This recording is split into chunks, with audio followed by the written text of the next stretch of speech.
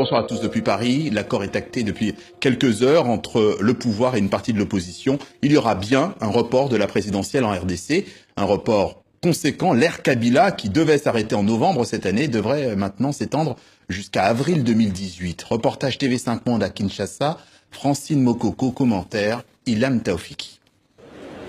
Vital Kamerhe pour l'opposition, Marie-Madeleine Kalala pour la société civile et Néhémie Mouilania pour le pouvoir en place.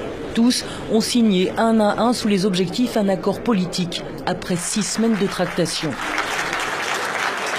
Dans ces pages brandies triomphalement devant les journalistes, les signataires acceptent de fait le report de la présidentielle à avril 2018, accepter aussi le maintien de Joseph Kabila au pouvoir au-delà de la fin de son mandat officiel le 19 décembre prochain, et ce jusqu'à l'élection de son successeur. C'est la voix de la raison qui a triomphé, c'est la voix de la sagesse aussi qui a triomphé. Et finalement, c'est le peuple qui a gagné. Joseph Kabila sera-t-il lui-même candidat à sa réélection? Ça, l'accord ne le dit pas. Il est juste rappelé que le président respectera à la lettre la Constitution, qui en l'état lui interdit de se représenter. La fera-t-il modifier? La question a été soigneusement éludée. Vital Kamerhe, lui, se veut confiant et tacle au passage le rassemblement constitué par la majeure partie de l'opposition autour d'Étienne Tshisekedi et Moïse Katumbi. Rassemblement qui a depuis le début préféré boycotter le dialogue national. Il y en a qui choisissent de faire la guerre pour discuter après. Nous avons choisi de faire la paix pour éviter la guerre et parier sur les vies humaines. Cet accord, c'est le socle pour la paix et la démocratie. L'accord prévoit aussi un gouvernement avec à sa tête un Premier ministre issu de l'opposition.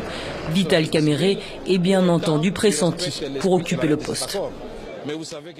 Bonsoir Martin Fayelou. Bonsoir. Vous êtes un parlementaire opposant au pouvoir Kabila. Vous êtes aussi candidat à la présidentielle. Que pensez-vous de cet accord signé il y a quelques heures? Mais écoutez, c'est pas un accord qui engage le peuple congolais. Ça, c'est un des stratagèmes de M. Kabila pour demeurer au pouvoir. M. Kabila s'est arrangé avec ses amis, comme Vital Kamerhe, de se séparer à un moment donné pour le récupérer après. Il l'a récupéré. Et M. Kamerhe pense donner un coup de massue à l'opposition. C'est pas vrai. Et M. Kabila doit partir le 19 décembre 2016, au plus tard à 23h59. Pour nous, c'est une fois de plus M. Kabila qui n'a jamais voulu quitter le pouvoir. Et il s'organise. Mais le peuple congolais, c'est lui le souverain primaire et c'est lui qui décide. Et nous disons, qu'advienne que pourra, M. Kabila doit quitter le pouvoir. Quels moyens dont vous disposez pour justement le faire partir? Les moyens, c'est le peuple. Les moyens, c'est la Constitution congolaise. La Constitution congolaise est claire dans son article 64 qui dit que tout Congolais a le devoir de faire échec à tout individu ou groupe d'individus qui veut prendre le pouvoir par la force ou qui veut se maintenir au pouvoir en violation de la Constitution. Et c'est ce que M. Kabila et sa famille récomposée vient de faire. Le discours qu'on vient d'entendre, éviter la guerre, ça ne vous parle pas? Mais éviter la guerre, c'est quoi? M. Kamerhe, c'est lui hier qui a dit que M. Kabila doit à tout prix partir. Et aujourd'hui, change de langage. C'est quoi la guerre? La guerre, c'est violer la Constitution. Et c'est ça qui occasionne la guerre. C'est M. Kabila qui est à la base de tout ça. Donc, pour nous, ce qu'il faut faire, il faut respecter la Constitution. Et c'est pour cela, au niveau du rassemblement, nous avons pris nos positions. Nous avons tenu un conclave et à l'issue de ces conclaves, nous nous sommes prononcés. Et pour cela, qu'est-ce qu'il faut? Il faut un dialogue, un vrai dialogue qui regroupe et les kabylistes et nous. Ils ont leur position. Nous considérons qu'ils ont affûté leurs armes, ils ont des positions, nous avons nos positions. Et ce n'était pas l'occasion, là? Laquelle? Avec un facilitateur corrompu, avec un facilitateur partisan, tout l'argent qui est sorti des caisses de l'État, avec des gens qui ont déjà écrit les scénarios. C'était aussi l'occasion de se faire entendre? Mais non, l'occasion de se faire entendre, c'est qu'il y a un dialogue, selon la résolution 2277 du Conseil de sécurité des Nations Unies. Nous l'avons déclaré à Genève, à Bruxelles. Nous l'avons réitéré lors de toutes nos rencontres et encore dernièrement à l'issue de notre conclave. Un vrai dialogue.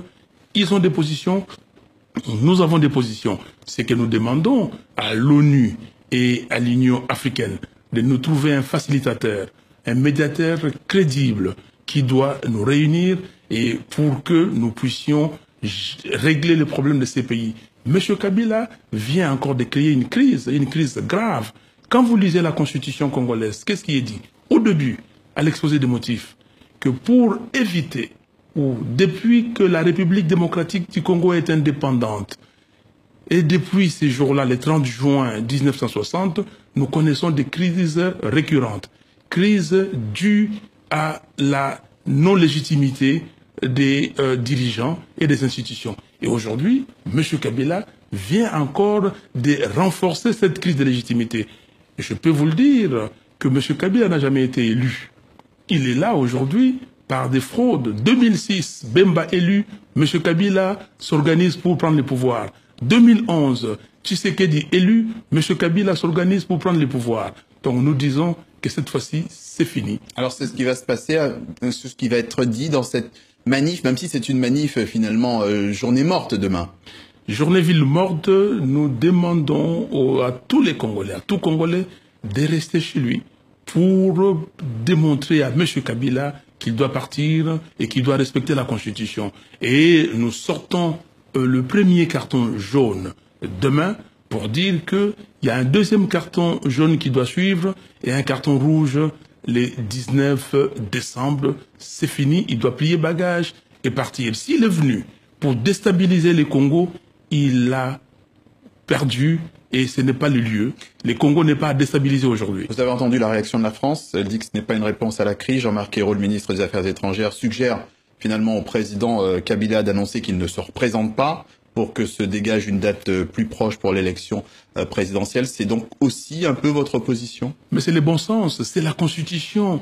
Le président de la République est élu au suffrage universel direct pour un mandat de 5 ans, renouvelable une seule fois. Il doit partir et je crois que tout le monde dit la même chose. C'est depuis longtemps, nous avons dit, que pas de présidence à vie en RDC. Touche pas à mon D120. Personne ne peut toucher à cet article qui verrouille le nombre de mandats, la durée des mandats. M. Kabila doit partir et il doit le comprendre parce que s'il est venu pour déstabiliser les Congos, et je peux vous le dire et lui dire que non, il s'est trompé de porte. Les Congolais sont conscients aujourd'hui qu'il est temps pour reconstruire leur pays. Ça fait depuis longtemps, depuis l'indépendance, on souffre. Aujourd'hui, nous sommes les derniers de la classe. L'indice de développement humain, nous sommes le dernier. 2 tiers des Congolais vivent en dessous des seuils de pauvreté. 2 tiers des Congolais. 80 millions d'habitants, 6 milliards de budget. Est-ce que vous pouvez comprendre ça? C'est le budget d'une université en Occident. Qu'est-ce qu'il faut? Monsieur Kabila ne fait que piller le pays avec ses amis. Et vous avez vu Panama Papers. On ne fait rien. Le Parlement corrompu, le Parlement instrumentalisé, pas de contrôle, il n'y a absolument rien. Et M. Kabila se pavane comme s'il était dans une terre conquise. On suivra ça avec attention. Le député d'opposition congolais Martin Fayulu était notre invité ce soir. Merci d'être passé par le Journal Afrique de TV5 Monde. Merci à vous.